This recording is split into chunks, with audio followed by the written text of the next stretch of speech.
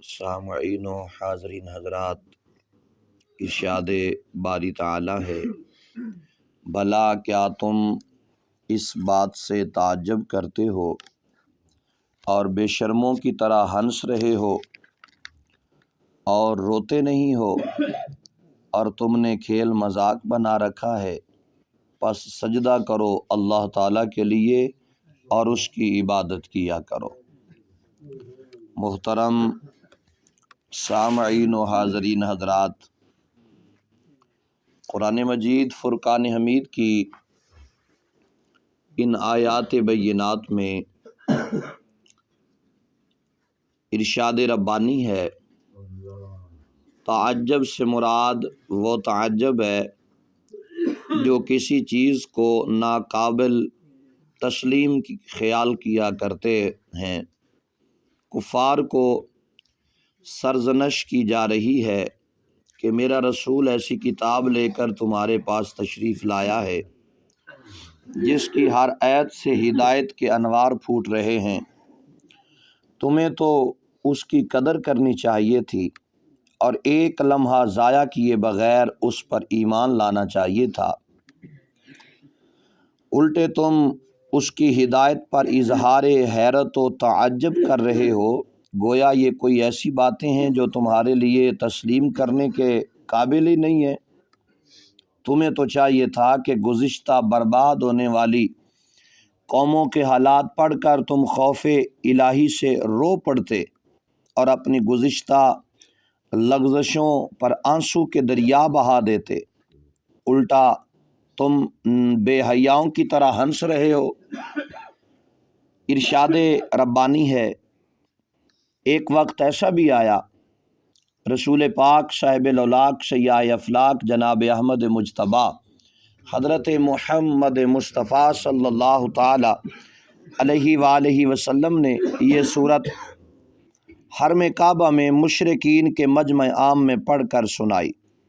سارے حاضرین پر ایک عجیب کیفیت طاری تھی۔ نبی کریم علیہ السلام نے یہ آیت پڑھی، فَاسْجُدُوا لِلَّهِ وَاعْبُدُوا، یہ آیت پڑھی تو سجدے میں آپ تشریف لے گئے۔ سامعین، جن میں کفار اور مشرکین بھی بہت بڑی تعداد تھی، ان کی بھی سب کے سب سجدہ ریز ہو گئے۔ امیہ بن خلف بھی وہاں موجود تھا، یہ بھی اسی مجمع میں بیٹھا تھا حرم کعبہ کے پاس۔ تو اس نے نیچے سے مٹی اٹھائی، اسے ہتھیلی پر رکھا اور اسی پر ماتھا رکھ دیا، کہنے لگا میرے لیے اتنا ہی کافی ہے۔ جب حضور نے یہ سورہ مبارکہ تلاوت فرمائی اور آخر میں یہی آیت مبارکہ پڑھی، فَاسْجُدُوا لِلَّهِ وَاعْبُدُوا، تو نبی پاک علیہ السلام نے یہاں پر سجدہ فرمایا، اور جو مشرکین تھے انہوں نے بھی سجدہ کیا حضور کے ساتھ ہی۔ ان میں امیہ بن خلف بھی تھا، اس نے وہاں سے زمین سے مٹی اٹھائی، ہتھیلی پر رکھی اور اسی پر یوں کر کے ماتھا رکھ دیا اور کہنے لگا کہ میرے لیے اتنا ہی کافی ہے۔ حضور نبی پاک علیہ السلام کے غلاموں، اللہ تبارک و تعالی ارشاد فرما رہا ہے کہ یہ تمہارے لیے مذاق کی جگہ ہے، تم ہنسی مذاق کر رہے ہو، تمہیں تو یہ چاہیے تھا کہ تم رو پڑتے اور گڑ گڑا کر اتنا روتے کہ رو رو کر دریا بہا دیتے، اور پچھلی قوموں کے برباد ہونے کے حالات جب تمہارے سامنے بیان کیے گئے تو تم نے مذاق اڑایا، میرے رسول کا تم نے مذاق اڑایا، لیکن یاد رکھو ایک وقت آنے والا ہے جب یہ تمہاری ساری خرمستیاں ختم ہو جائیں گی اور تم نے اپنے رب کے روبرو کھڑا ہونا ہے، پیش ہونا ہے۔ تم جتنا بھی بچنا چاہو نہیں بچ سکو گے،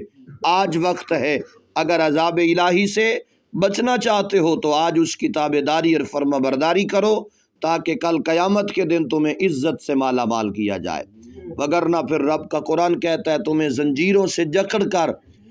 جہنم کے حوالے کر دیا جائے گا، پھینک دیا جائے گا، اور پھر تم ہمیشہ ہمیشہ کے لیے جہنم رسید ہو جاؤ گے۔ بچیں گے وہی جنہوں نے اللہ اور اس کے محبوب کی اتباع کی ہوگی۔ تو دعا ہے رب العالمین خالق کائنات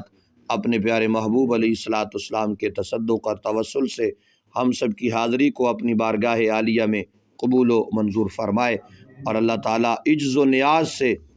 اپنی بارگاہ میں جھکنے کی توفیق عطا فرمائے، اور تمام باطل معبودوں کو چھوڑ کر صرف وحدہ لا شریک کی عبادت کرو، اور وہی ذات اس لائق ہے کہ اس کی عبادت کی جائے، اور یہی انسانیت کی معراج ہے کہ رب کی بارگاہ میں سجدہ کیا جائے۔ دعا ہے رب العالمین خالق کائنات ہم سب کی حاضری کو اپنی بارگاہ عالیہ میں قبول و منظور فرمائے، آمین۔ وآخر دعوانا ان الحمد للہ